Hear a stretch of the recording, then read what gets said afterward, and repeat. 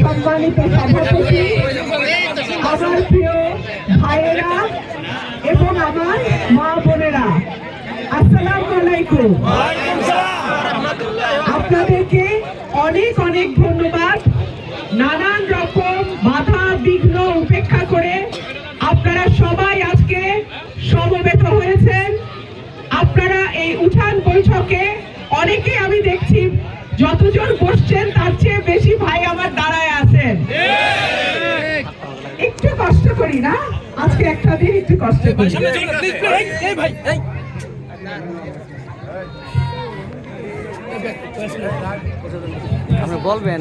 প্রিয় ভাইরা আমার, আমরা 17 বছর কোন সুস্থ নির্বাচন করতে পারি নাই। আমরা 17 বছর পছন্দের প্রার্থীকে ভোট দিতে পারি নাই। দীর্ঘ 17 বছর পর বাংলাদেশে একটা নির্বাচন আসছে।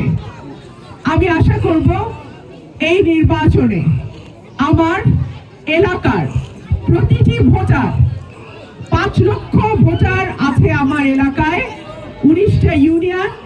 এই 19টা ইউনিয়নের 5 লক্ষ ভোটার প্রত্যেকেই ভোট কেন্দ্রে যাবেন, নিরাপদে নিশ্চিন্তে তাদের পছন্দের প্রার্থীকে ভোট দেবেন।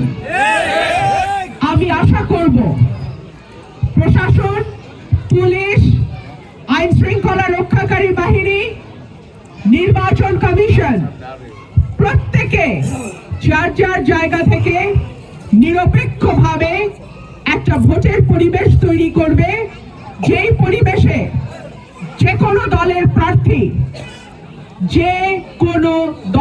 প্রার্থী এবং যে কোনো স্বতন্ত্র প্রার্থী নিরাপদে নিশ্চিন্তে লেভেল প্লেইং ফিল্ডের মধ্যে একটা নির্বাচন অনুষ্ঠিত হবে।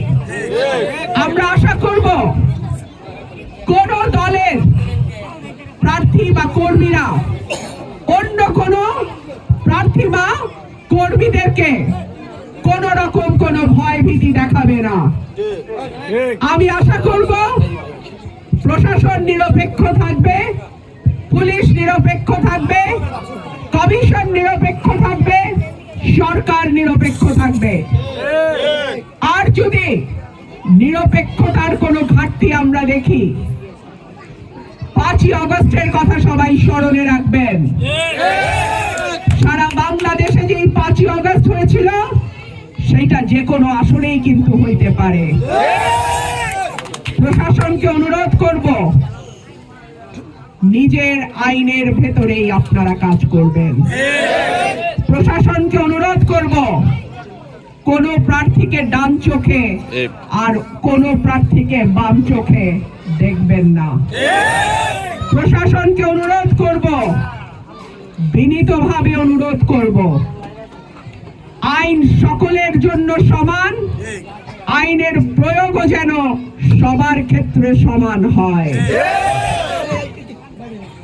আমার প্রিয় ভাই ও বোনেরা, আপনারা দেখেছেন 17 বছর আমি মানুষের অধিকারের জন্য, ভোটের অধিকারের জন্য, মানুষের বাক স্বাধীনতার জন্য, মানুষের বৈষম্য কমিয়ে আনার জন্য, দুর্নীতি বন্ধের জন্য, লুটপাট বন্ধের জন্য সংগ্রাম করেছি। আপনারা দেখেছেন গত 17 বছর আমার বিরুদ্ধে 10টা মামলা হয়েছে। ডিজিটাল নিরাপত্তা আইনে মামলা হয়েছে, আবার 28 অক্টোবরের পর খুনের মামলাও হয়েছে। সুতরাং এই মামলা মাথায় নিয়েই সংসদে দাঁড়িয়ে আমি কথা বলেছি।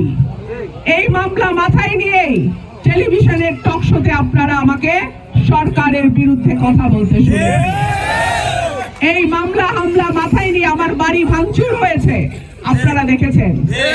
যখন ছাত্র জনতার আন্দোলন ভীষণ রকম ভাবে সরকার চাইছে দমন করতে, 2024 সালের অগাস্ট মাস 1 তারিখ, 2 তারিখ, 3 তারিখ, 4 তারিখ, 5 তারিখ আমি কোথায় ছিলাম? আমি রাজপথে ছিলাম। সুতরাং মানুষের অধিকারের পক্ষে, সাধারণ মানুষের পক্ষে যে মানুষগুলোর কথা সহজে শোনা যায় না, সেই মানুষগুলোর পক্ষে আমি 17 বছর কাজ করছি। কি জীবনও যদি আমার তাদের সঙ্গে থেকে তাদের পক্ষে লড়াই করে কাজ করতে হয়, আমি তাদের পক্ষে লড়াই করতে প্রস্তুত। প্রিয় ভাইরা আমার, আপনারা জানেন 17 বছর শুধু না, স্বাধীনতার পর থেকে আজকে 55 বছর সরাইল আশুগঞ্জ পুরো বাংলাদেশের মধ্যে সম্ভবত সবচাইতে অবহেলিত দুটা উপজেলা। রাস্তাঘাট বলেন, ব্রিজ বলেন, কালভার্ট বলেন, একটা ঈদগাহ ময়দান বলেন, কিংবা খেলার মাঠ বলেন, উস্তা নাই। এই অবস্থা তো হওয়ার কথা ছিল না। এমনকি 2018 সালেও তো আপনারা মার্কা দেখেই ভোটটা দিয়েছিলেন এবং জান প্রাণ বাজি রাখা মার্কার প্রার্থীকে বিজয়ী করে আনছিলেন। কিন্তু কাজ কেন হয় নাই? মার্কা সরকারে থাকলেও কাজ হয় না, মার্কা বিরোধী দলেও থাকলেও কাজ হয় না। তাহলে সমস্যাটা কোথায়? প্রার্থী যদি সঠিক না হয়, মার্কায় কিছু যায় আসে না। আর যদি সঠিক প্রার্থী হয়, সরকারে কে থাকলো না থাকলো তাইতেও কিছু যায় আসে না।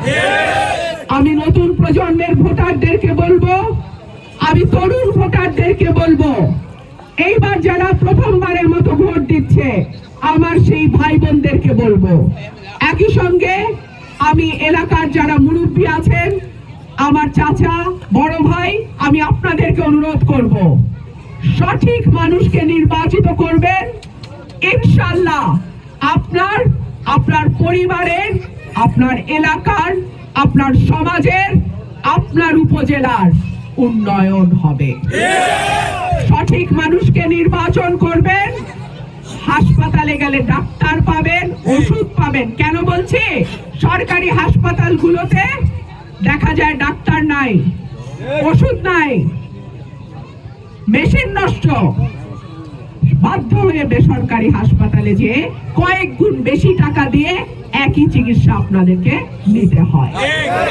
আমি যদি আপনাদের ভোটে এমপি নির্বাচিত হই, আমার চিকিৎসা আমার এলাকার সরকারি হাসপাতাল থেকেই শুরু হবে। এরপরে আমি দেখব ডাক্তার কি করে থাকে না, ওষুধ কি করে থাকে না, মেশিন কি করে নষ্ট হয়। প্রিয় ভাইরা আমার, স্কুল, কলেজ, মাদ্রাসা, আমাদের স্কুল, কলেজ, মাদ্রাসা, শিক্ষা প্রতিষ্ঠান যেগুলো আছে, অনেক সময় দেখা যায় সেখানে যোগাযোগ ব্যবস্থা বা যাওয়ার রাস্তা নাই। ডোবার মধ্যে স্কুল, এরকমও আমি দেখেছি। টিচারদের ঠিক মতো বেতন হয় না, টিচারদের সুযোগ সুবিধা নাই। তাহলে একজন মেধাবী শিক্ষক কেন আসবে গ্রামে শিক্ষকতা করতে? তাদের যে সুযোগ সুবিধা, তাদের যে ন্যায্য পাওনা, সেগুলো যাতে তারা সঠিক সময়ে সঠিকভাবে পায়, সেই ব্যাপারেও ইনশাআল্লাহ আমি ব্যবস্থা নেব। বয়স্ক ভাতা, বিধবা ভাতা, প্রতিবন্ধী ভাতা, আপনারা জানেন যখন যেই সরকার থাকে সেই দলের কর্মীরাই কেবলমাত্র এই ভাতাগুলা পায়, তাই না? আমার যেহেতু কোনো দল নাই, আমি যেহেতু জনগণের প্রার্থী, আমি যেহেতু এলাকাবাসীর প্রার্থী, আমি যেহেতু সরাইল আশুগঞ্জের সাধারণ ভোটারদের প্রার্থী, সুতরাং আমি কিন্তু নির্বাচিত হইলে দল দেখা কোনো সুবিধা দেব না। সেই দলেরই হোক, যেই মতেরই হোক, আইন অনুযায়ী তার যা পাওনা সেইটা আমি 100 ভাগ তারে বুঝায় দেব ইনশাআল্লাহ।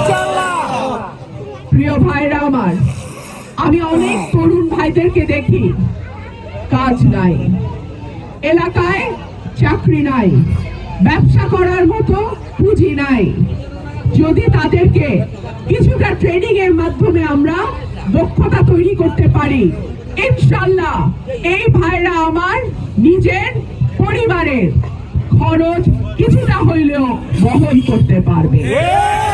আমার যে ভাইরা প্রবাসে থাকেন তাদের উপর অনেক চাপ, পুরো পরিবারের দায়িত্বটা তারা নেয়, এমনকি সময় সময় ভাইয়ের পরিবারের দায়িত্ব তাদের নিতে হয়, বোনের সংসারও তাদের টানতে হয়।